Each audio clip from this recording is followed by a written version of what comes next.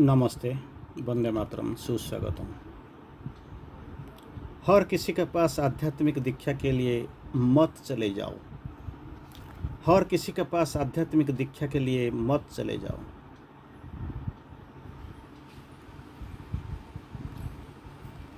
मातृवाणी का माँ जी के दिव्य संदेश।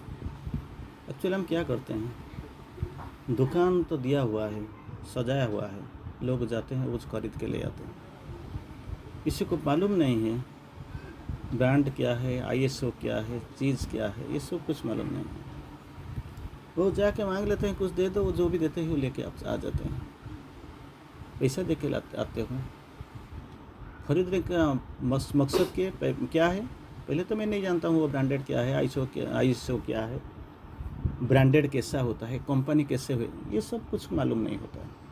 दूसरा क्या हो जाए, सस्ते में मिल जाता है, सस्ते में मिल जाता है। सस्ते तो ही नस्ता, सस्ता तो मिलता है। और क्या होता है, फ्री फीस मिल जाता है कुछ ना कुछ। एडवर्टाइजमेंट भी बहुत ज़्यादा होता है। थोड़ी देर के बाद क्या होगा, कंपनी बंद हो जाएगा। जब मेंटेनेंस मांगेगा, सर्विस मांगेगा, कोई स्पेयर पार्ट्स खरीदने के लिए मांगेगा, तो देखो तो मार्केट में नहीं है। क्यों नहीं है? अरे प्रोडक्शन नहीं है, कंपनी तो बंद हो गया, मैं कहाँ से लेके दूँगा। सोचना चाहिए। 50,000 का चीज़ को आप 25,000 में खरीद लिया, ठीक है, बहुत खुश वो लगा, एटलीस्ट 25,000 का बचत हो गया ना। लेकिन सस्ता से ही नस्ता। 1 महीना 2 महीने इसका कुछ गारंटी वारंटी नहीं है। वो लोग बोलते हैं हम 5 साल का गारंटी दे दें, वो जानते हैं कि दूसरा बात वो फिर चलेगा नहीं, बंद करना पड़ेगा। जो मार्केटिंग लोग थे ना, वो कंपनी छोड़ के चले गए। अरे भाई क्या हुआ ना, उस टाइम मैंने था देखा, आपको तो समझाया था, देखा था, खुद ढूंढने से भी नहीं मिलेगा, स्पेयर पार्ट्स मिलेगा नहीं तो कुछ गलत बोल देंगे। लेकिन हम चले जाते हैं ऐसे, जैसे सामान बाहर का सामान खरीद लेते हैं, ऐसे ही हम फंस जाते हैं। क्या आध्यात्मिक दीक्षा के लिए हम चले जाते हैं, कुछ ना कुछ कहीं ना कहीं बैठ जाते हैं। और दुकान खोलने वालों की भी संख्या भी कुछ कम नहीं, लाखों मिलेगी। आ जाओ। किसी का पास भगवान किसी को बोलते हैं तुम आ जाओ मेरा पास दीक्षा ग्रहण कर लो। कोई बोलते हैं कौन? Self declared God. खुद अपने आप को जिसने भगवान मान लिया, भगवान बुला लिया, भगवान शिव बोल दिया, तो वही बोलते हैं तुम आ जाओ, हम कुछ करके बैठे हुए हैं, आओ। लेकिन वो जानते नहीं क्या होता है, इसके बाद क्या होगा। एक बार चले गए, देखो सेल्फ डिक्लेयर्ड गॉड्स। अभी देखो क्या होता है, हाल क्या है, हाल बेहाल। जेल की चारों दरवाजे के अंदर वो पड़े हुए हैं। एक बार वो मान रहे थे, लाखों भक्तों का बीच में वो चल रहे थे। अभी देखो क्या होता है, क्या देखे हाल, आप समझ नहीं सकते हो क्या होता है। माँ जी बोलते हैं हर किसी को के पास आध्यात्मिक दीक्षा के लिए मत जाओ। जाने से पहले एक बार मुझे याद आता है, एक चीज़ मैं आपको बता देना चाहता हूँ। कोई आके बोलते हैं सर मेरा समय ख़राब है। कैसे आपको पता चला कि आपका समय ख़राब है? जस्ट इमेजिन, मैंने ऐसे ही पूछ लिया हैबिचुअली, आपको कैसे पता चला कि आपका समय ख़राब है?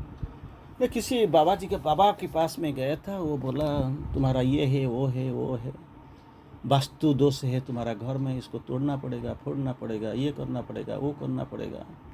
और तेरा बीबी है ना, तो बीबी में बहुत बड़ा शैतान का निवास हो रहा है, वो पागल कर देगा, तुम्हें मार देगा, बहुत कुछ कर देगा। तो आपका अंदर भय आ गया, तो क्या करेंगे? अरे यार इधर ये बिजनेस करता हूँ, पैसा हो, चाहे नौकरी है, अगर शैतान मेरा बीबी के पास है तो कोई देखो वो दिक्कत करता है। लेकिन वो ठीक ही बोलता है, तुम जो करते हो तुम करना नहीं चाहिए। बीबी का धर्म है तुम्हारा गलतियों को सुधारना, दिखाई देना, लेकिन तुम सुधरने के लिए तैयार ही तो नहीं हो। तो बोलता है, बार बार बोलती है, पतनात् त्रायते इति पत्नी। तो स्थिरता जिसका पास है वो स्त्री है, और ये इसका धर्म है आपको आपका गलती दिखा देना। लेकिन आप सोचते हैं क्या कि वो शायद मेरा साथ तो झगड़ाबाज है और हर वक्त झगड़ा करते हैं। तो आप जाते हो किसी को सुधारने के लिए, किसी के पास जाते हो? एक शैतान के पास जाते हो। वो शैतान में क्या है? आपको बर्बाद करेगा, आपका बर्बादी। जो घर करते हो वो ठीक नहीं है, इसको तोड़ दो, ये कर दो, वो कर दो। बीवी तेरे लिए सही नहीं है, चल ठीक है, तो क्या करो, तो आश्रम में छोड़ दो, निकाल दो। तो ये इधर को तुमको बोलेगा निकाल दो, और बीवी जब जाएगी तो बोलेगा तुम इसका कुछ ना कुछ कर दो। तो दो हाथों में लड़ू आ गया। तो मैंने बोला तुम्हारा खराब वक्त खराब नहीं था, खराब अभी शुरू हो गए ना। कैसे? तुझे उधर जाना नहीं चाहिए था। 5,000 दे के आए हो, हाँ। फिर बोला ना 2 दिन के बाद आने के लिए, हाँ, उधर 10,000 देना पड़ेगा। वो तो साला भिखारी बैठा था। तुम इसको 5,000 दे चुके हो, 10,000 घर को तोड़ना पड़ेगा, बीवी को निकालना पड़ेगा, बच्चों से जो प्यार मोहब्बत था उसको तोड़ना पड़ेगा। किसी ने किया? अरे जो किया वो तुझे बुला नहीं रहा था, तुम इसका पास गए थे, तो इसका पास मत जाओ। तो माँ जी बोलते हैं जो लोग इसी कारण यातना भोगते हैं कि उन्हें किसी तथाकथित सन्यासी का परिचित होने का दुर्भाग्य प्राप्त हुआ था, सौभाग्य नहीं, दुर्भाग्य प्राप्त हुआ था, तथाकथित सन्यासी सोकल, तो इसी के पास गए हो तो अग्नि में हाथ तो डाल दिया तो जल तो जाएगा, और जल को रोक नहीं सकते ना। फायरवाज इन इट्स होम, वो तो अपना जगह में था, तू तो अपना रास्ते में जा रहा था, क्यों गया और हाथ लगाया? जलना जाना नहीं चाहिए था। तो यही दुर्भाग्य प्राप्त है। माँ बोलते हैं उनकी संख्या प्रचुर है, प्रचुर। ऑलरेडी मैंने बताया प्रचुर। You can imagine. अरे मैं तो अपना रास्ते में काम करता हूँ, अपना ज़िंदगी में अच्छे से जी रहा हूँ, तो क्यों अननेसेसरी आए हो मुझे कुछ सिखाने के लिए, समझाने के लिए, सुनाने के लिए, मधुर वाणी बोलने के लिए, चाय खाकर मेरे बर्बादी का कहानी लिखने के लिए?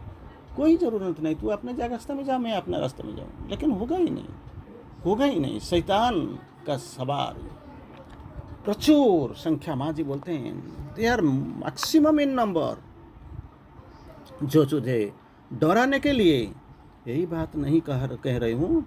माँ जी बोलते हैं शायद आपका बीच में ये भी आ जाएगा, ये भी भय आ जाएगा कि शायद मुझे भी जैसे ऑर्डिनरी साधु संत ये डरा के अपना काम करा लेते हैं, पैसा ले लेते हैं, शायद ये धारणा, ये अवधारणा मेरे लिए भी होगा। लेकिन माँ बोलती है ये मुझे तो डराने के लिए नहीं बोल रही हूँ, नहीं कर रहा हूँ।